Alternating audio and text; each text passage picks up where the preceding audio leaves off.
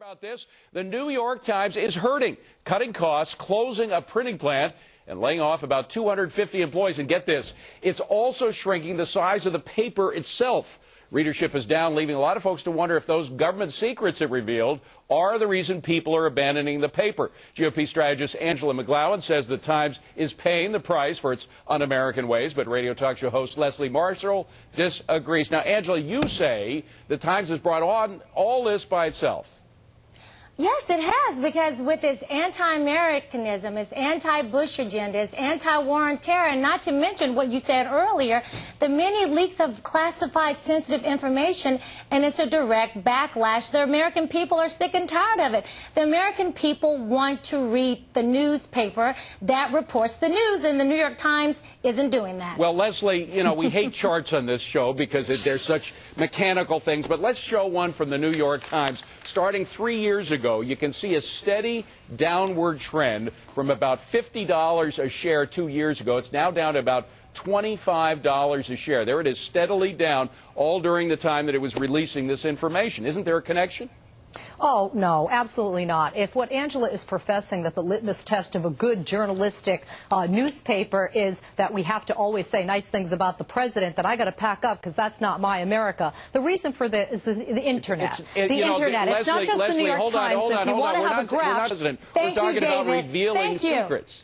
Revealing secrets is not the reason, as I just said, that they're cutting cost in 250 employees. The Internet and the cost of distribution. They're also getting in line with their competitors, such as USA Today and the Wall Street Journal, when it comes to the exact inches and the size of that paper. The Wall Street Journal is not closing any of its plants. Now, I will agree with you, it is changing the style of its paper internationally, and next year in January it's going to change its domestic paper. However, it's not closing any plants. We should mention that the Wall Street Journal is also getting smaller as well. They're going to cut a column out, so it is happening around. But David, Leslie, nowhere as strongly as the New York Times.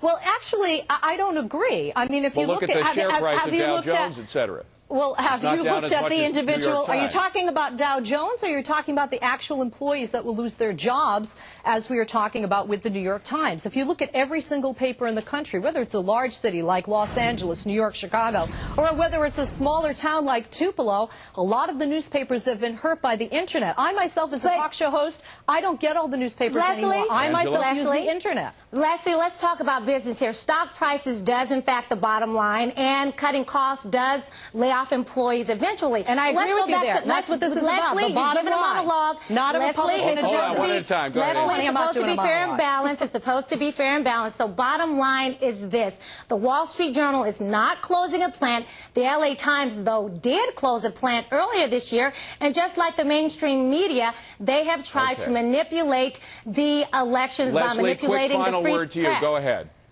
Honestly, I think you're all smoking crack if you think the Republicans are controlling Baby, I'm not a crack addict. I'm not a crack addict. And the New York Times. The New York Times is simply cutting costs because, like every company, they have to look at their budget and then they say, okay, A doesn't equal B. We got to make cuts. Newspapers. It's a liberal rag, Leslie. It's a liberal rag. Word from Leslie Marshall, Angela McGlowan. Good to see you both. Thanks for coming in. Thank you.